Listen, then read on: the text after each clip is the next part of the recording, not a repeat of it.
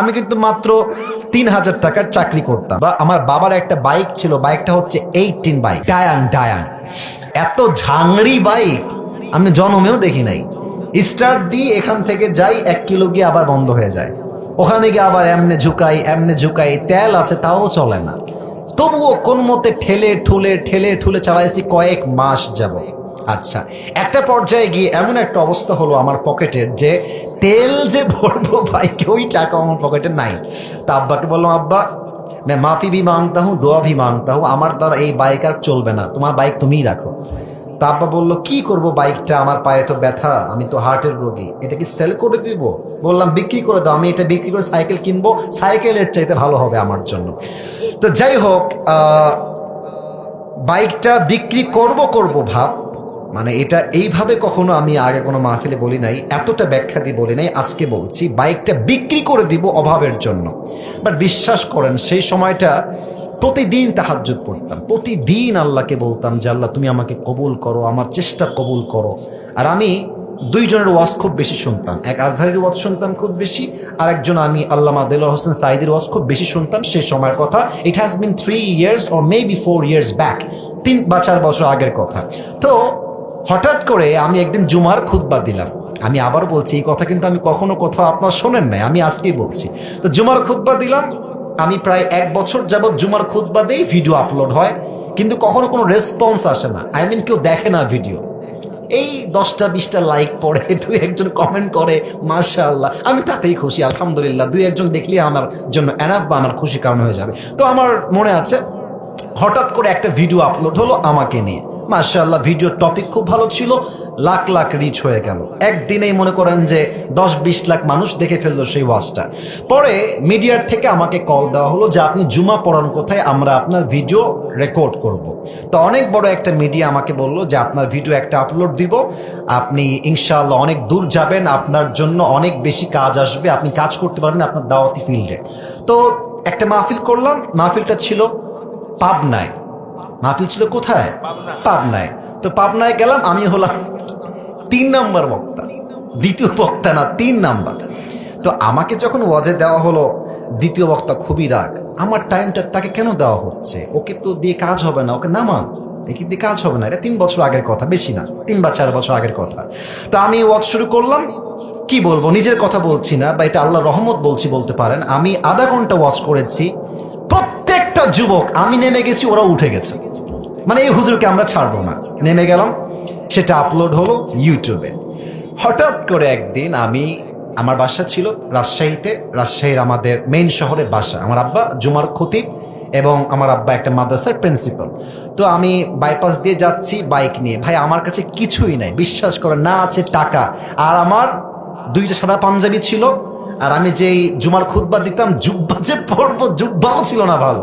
আমার বন্ধু থেকে জুব্বা ধার নিয়ে আসতাম, যে বন্ধু দে, জুব্বাটা পরে মাহফিল করব, বা একটু দোয়া করব, এই ওয়াজ হবে, আবার তোকে জুব্বা দিয়ে যাব। তো আমি এই অবস্থায় মাহফিলের জন্য বা রাস্তা দিয়ে হাঁটতেছি। তো হঠাৎ করে আমার কাছে একটা কল আসলো, বললো আপনি কি আবরারুল হক আসিফ বলছেন? এটা অনেক আগের কথা, আমার ক্যারিয়ার কিন্তু শুরু হয় না। বললাম জি ভাইয়া, আমি আবরারুল হক আসিফ বলছি, আপনি কে? তো বললো যে আমি অমুক জেলার থেকে বলছি, আপনার একটা মাহফিলের ডেট লাগবে। শুনে কলিজায় এত শান্তি লাগলো যে আলহামদুলিল্লাহ, আল্লাহ হয়তো আমার রাস্তা খুলতেছে, এই তো রাস্তা আমার খুলে যাচ্ছে। তা আমি একটু ভাব নিলাম, আমার কিন্তু ডেট মেট কিছুই নাই। বললাম ও আচ্ছা, ডেট নিবেন কবে, আমাকে তো দেখতে হবে ভাই। তো বলছে যে ভাই, ডেটটা আমরা 2 মাস পরে নিব, যদি আপনি ডেট দেন তাহলে আমরা। ও তো ভাবছে মাশাআল্লাহ, মিলিয়ন মিলিয়ন ভিউ, এ তো অনেক বড় বক্তা হবে রে ভাই। তো আমি একটু ভাবতাম, আমি বললাম ঠিক আছে, আমি ডায়েরি দেখে আপনাকে বলছি। আমার ডায়েরিতে কোনো ডেটই নাই। তো যাই হোক, পরে সে বললো যে ভাই ডেট কি আছে, ডেট কি হবে? আমি নিজেই, আমার তো ডেট লাগবে রে ভাই। আমি কল দিয়ে বললাম ভাই হ্যাঁ অমুক তারিখের ডেট হতে পারে, আপনি কি ডেটটা নিবেন? তো বলছে অবশ্যই নিব। তো বলছে যে ভাই আপনার হাদিয়া কত? আমি তো জীবনে হাদিয়াই নেই না, হাদিয়া কত বলবো। এখন বলছি যে ভাইয়া হাদিয়া আসলে বলা যাবে না, আপনি বলেন যে আপনি আমাকে কত দিবেন। তো আমার বেতন কিন্তু ভাই মাত্র 3,000 টাকা, এবং 3,000 টাকা এত কম আমার জন্য, বাইকের তেল ভরতে আমার 3,000 টাকা শেষ হয়ে যায়, খাবো কি আর পরবো কি। তো আমার ভাই বলছে যে আপনি একটু বললে আমার জন্য খুব ভালো হয়। তো আমি বললাম যে আপনাদের গত বছরে কে আসছিল? বলছে আমাকে একজন বক্তা আসলো। কয় টাকা দিয়েছেন? বলছে 20,000 টাকা দিয়েছি। মনে বলছি 20,000 টাকা, আর ওকে বলছি ভাই এটা কোনো টাকা হইল? আচ্ছা যাই হোক, অনেক কথাবার্তা বলে সে বললো ঠিক আছে আপনাকে আমরা 25,000 টাকা দিব, গাড়ি ভাড়া সব কিছু মিলিয়ে, খাওয়া দাওয়া মিলিয়ে, থাকা সহ 25,000 টাকা আমি আপনাকে দিব।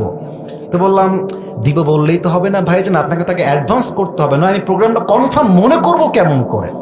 তো বলছে ঠিক আছে ভাই আপনি আপনার নাম্বারটা আমাকে দেন, আমি আপনাকে 5,000 টাকা অ্যাডভান্স করছি। আমি বললাম ইয়ার ইয়ে তো মেরি রাস্তা খুল গিয়া মাশাআল্লাহ। তো বলছে ঠিক আছে আমি আপনাকে দিচ্ছি, নাম্বারটা আমাকে পাঠান। তো নাম্বার দিলাম, 3 দিন কোনো খবর নাই। মনটা আবার খারাপ, জানলা ডেটটা কি তাহলে পাবোই না। তো 3 দিন পরে আবার আমার ভাই কল দিয়ে বলছে প্রিয় ভাই আপনাকে তো আমি টাকা দিব, বাট আমি টাকা তুলতে পারি নাই এলাকার থেকে, তাই টাকাটা দিতে পারি নাই। তো মাশাআল্লাহ সবাই আমাকে টাকা দিয়ে দিয়েছে, আপনার নাম্বারে আমি এখনই টাকা পাঠাচ্ছি।